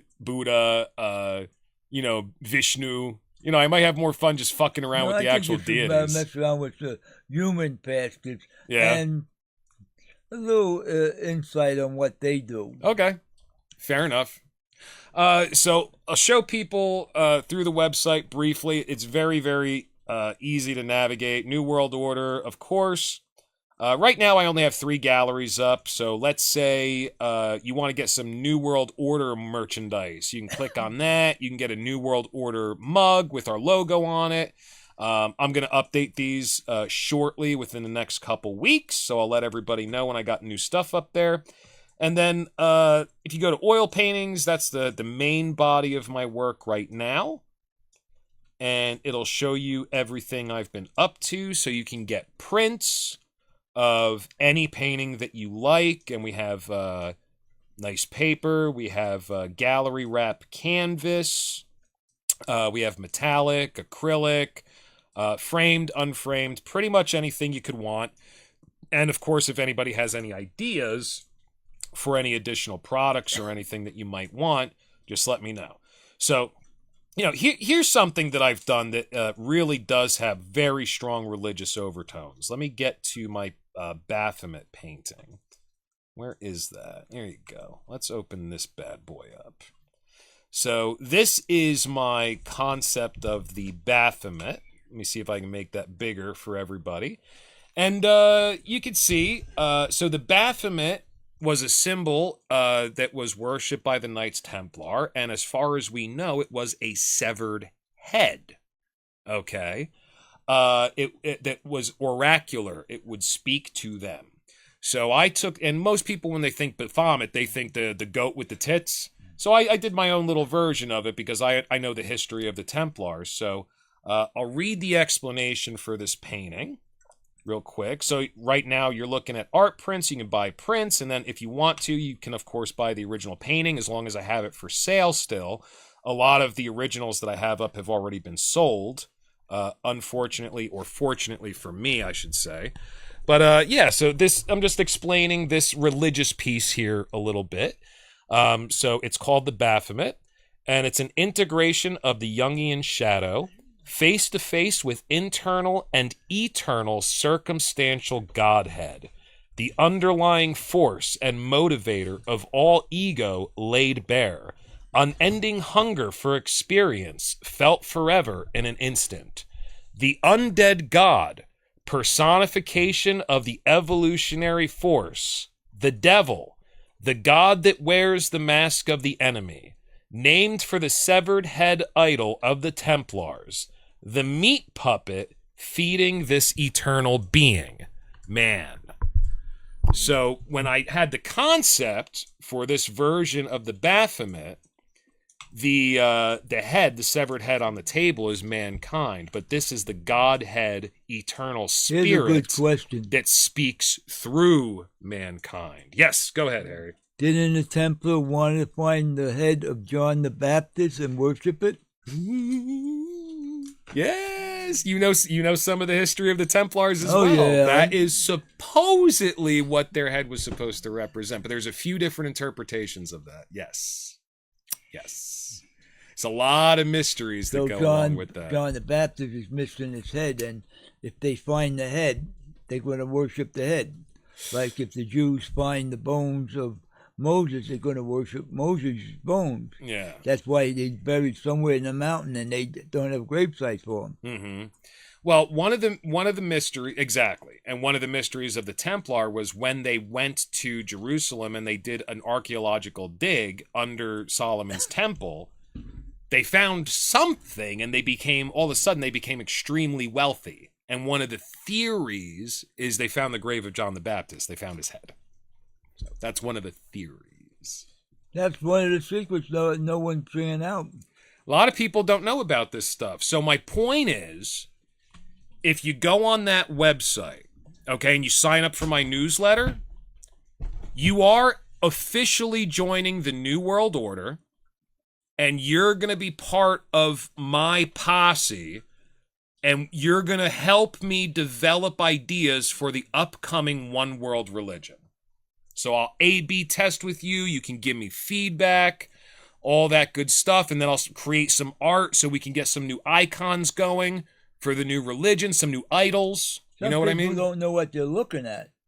Well, that's true. And maybe they shouldn't be joining the New World Order. And that's fine. It's not for everybody. It's definitely not for everybody. But I want to make this, I want to make a strong, coherent, I want it to be like the prototype of the upcoming church. So you know how like the occult is the esoteric version of religion? It's the inner teachings. And then the church and religion, that's just what we tell everybody else to keep them in line. But it's not the real thing. So what we're going to do with my branch of the New World Order here is we're going to create the group that's going to create the esoteric teachings, the inner temple, the inner teachings. And then from there, we're going to figure out how to implement it into a new religious device to enslave the entire planet under one ruling deity. That's the goal. Lots of luck. You don't think I can do it? That's your challenge. I don't know. Well, let me ask you a question. Will you help? Can you help me get it done? I think helping you with just the historical facts of some of the shit you do. Do you agree with that? Well, I think it was a really good idea looking into reptilian aliens because the original god pantheon from ancient Egypt, which is, I mean, you can't get much older than that. Perhaps Sumerian religion. Sumerian. But they had animal characteristics. Yeah. I mean, so you're right. So reptilian might be more resonant with the deep underlying archetypes of the human psyche. You have a really good point. I didn't think of that.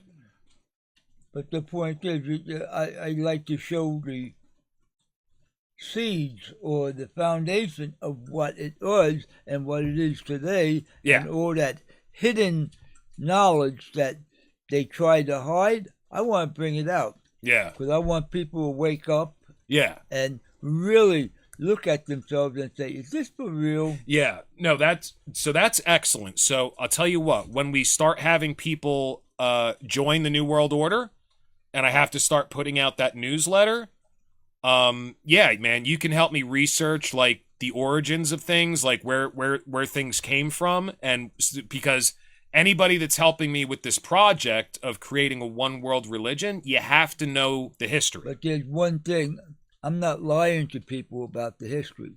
No. And today, No, anybody who's working with us, they have to know the truth. You have to know the truth so that you can better enslave humanity. You can't be a slave master and believe in your own lies. right? You can't lie to people. No.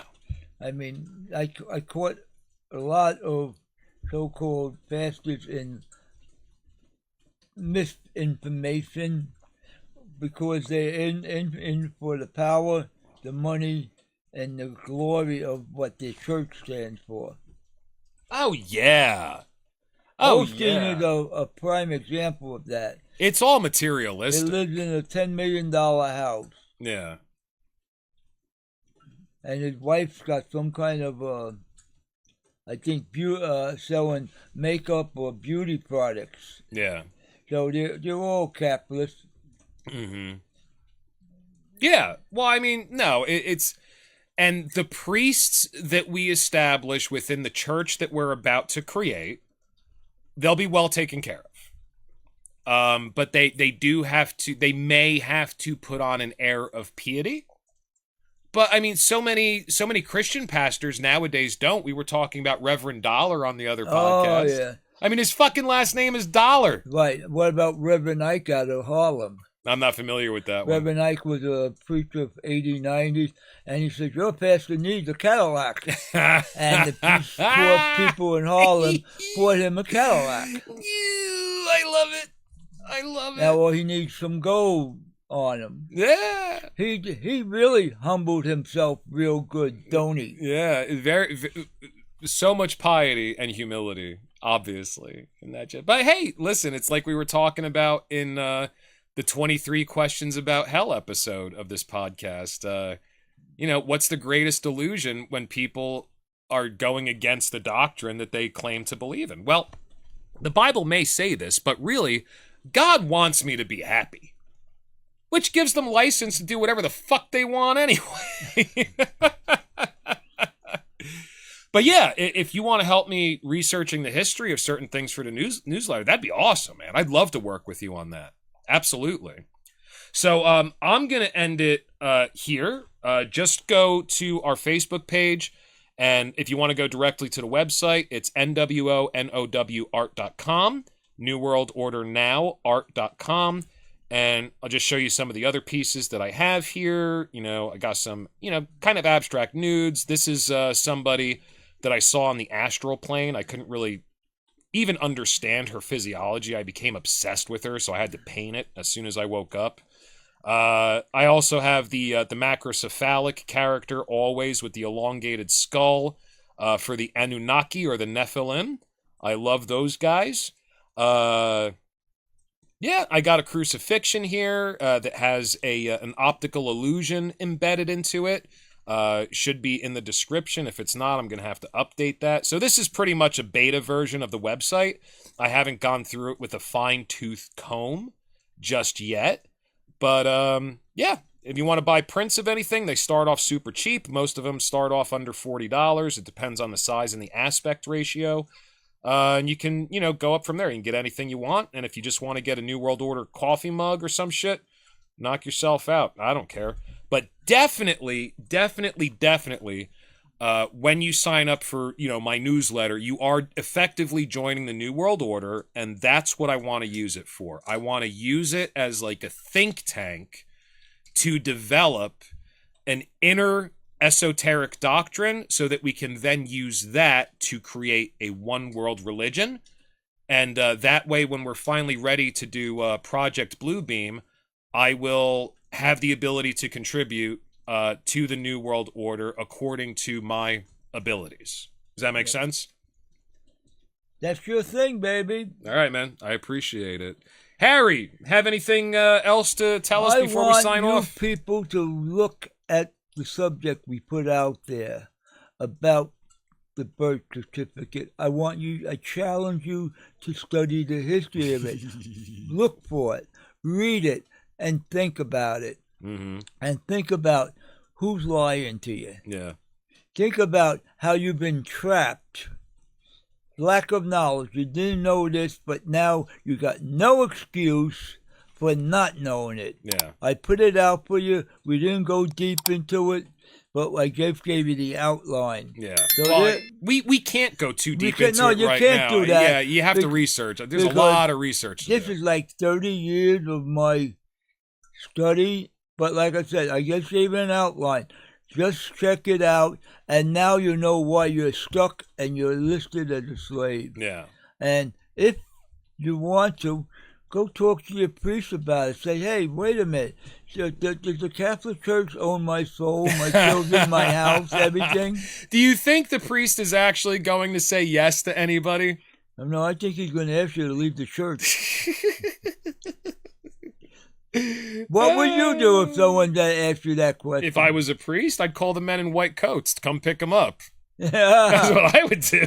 I'd be like, what the fuck are you talking about? Well, like I said, what I presented to you is history, and check it out. It's the truth.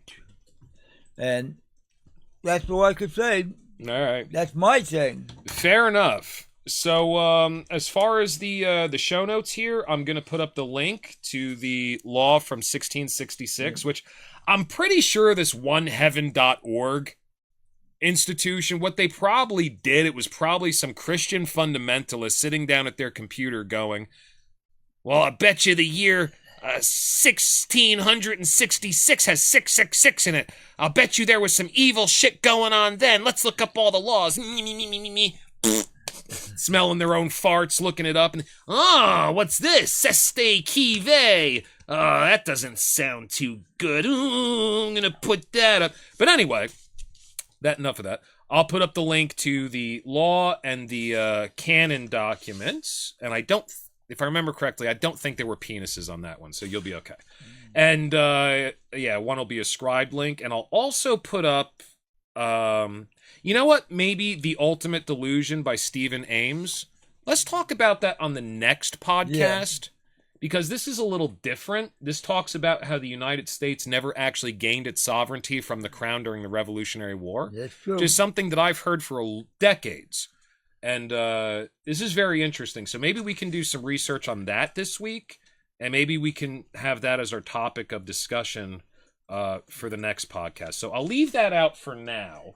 But on the show notes for this episode, you'll have the Cestui Kive law, and then you'll have the canon or interpretations, the puzzle pieces of how different laws are working together in this conspiracy theory from oneheaven.org and their partner organization, Ucadia.